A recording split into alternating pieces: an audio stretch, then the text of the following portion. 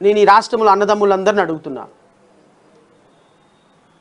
ఒక సినిమా స్టార్గా నువ్విచ్చే 400 రూపాయలతోటి పవన్ కళ్యాణ్ ఇంకొక బెంచ్ కార్ కొనుక్కుంటాడు, ఇంకో బెంచ్ కార్ కొనుక్కుంటాడు. ఆయన నీలాంటి వాళ్ళు ఇచ్చే 400 రూపాయలు పెట్టి, కొన్ని వేల మంది ఇచ్చే 400 రూపాయలు పెట్టి ఆయనకి త్రివిక్రమ ఒక బెంచ్ కార్ కొనిస్తాడు. మరి నీకేం వస్తుందయ్యా? ఇంటికి వెళ్తే పచ్చడి మెతుకులే, ఇంటికి వెళ్తే ఆ గంజి ఆ చాప మీద పడుకోవాలి నువ్వు. నీకు కనీసం మంచం కూడా ఉండదు ఇంట్లో. నువ్వు మాత్రం 400 రూపాయలు తీసుకుని వెళ్ళి పవన్ కళ్యాణ్ సినిమాకి పెట్టి ఆ 3 గంటలు చెప్పి అత్యున్నతమైన ఆనందం పొంది ఇంటికి వచ్చి పచ్చడి మెతుకులు తింటావు. నీ 400 ఆయన త్రివిక్రమ్ ఆయనకి ఇంకో కారు కొనిస్తాడు, ఇంకో బంగ్లా కొనిస్తాడు, ఇంకో 400 కోట్లు పెట్టి ఇంకొక ఫ్లాట్ కొనుక్కుంటాడు. మనకేమొస్తుంది? ఎస్సీ ఎస్టీలకి, ముస్లిమ్స్కి, క్రిస్టియన్కి, దళితులకి ఏమొస్తుంది? మనకి ఆయనకు ఓటేస్తే వచ్చేది ఏంటి? ఉద్యోగం పోతుంది. ఈయనకు ఓటేస్తే తీసుకుని వెళ్ళి మోడీ దగ్గర పెడతాడు.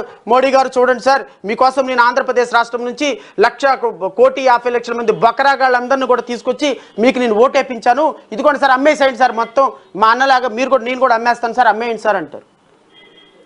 అమ్ముడు పోదామా?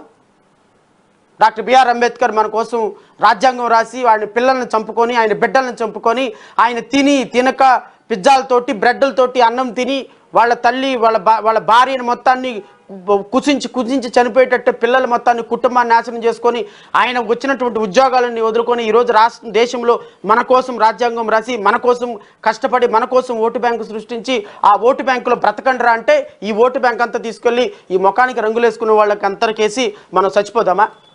మన పిల్లల భవిష్యత్తును కూడా చంపేద్దామా? దేనికోసం ఓటేస్తున్నామని ఆలోచించొద్దా? మన భవిష్యత్తు కోసం ఆలోచించొద్దా? మన పిల్లల భవిష్యత్తు కోసం ఆలోచించొద్దా?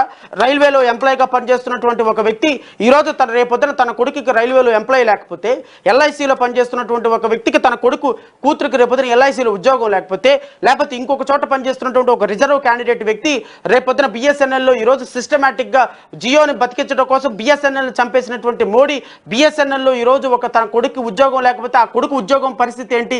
రిజర్వేషన్లు తీసేస్తే పరిస్థితి ఏందని ఎంప్లాయీస్ ఆలోచించొద్దా? మోడీ ప్రభుత్వాన్ని ప్రశ్నించొద్దా? మోడీకి సపోర్ట్ చేస్తున్న తెలుగుదేశాన్ని, మోడీకి సపోర్ట్ చేస్తున్నటువంటి పవన్ కళ్యాణ్ని ప్రశ్నించొద్దా? వాళ్ళకు ఓట్లేసి బూడిగం చేద్దామా మనం? వీళ్ళందరితో పాటుగా దత్తపుత్రుడిగా ఉన్నటువంటి జగన్మోహన్ రెడ్డికి ఓటేసి ఉడిగం చేద్దామా? మన ఓటు అమ్మేసుకుందామా? 5,000 ఓటు అమ్మేసుకుందామా?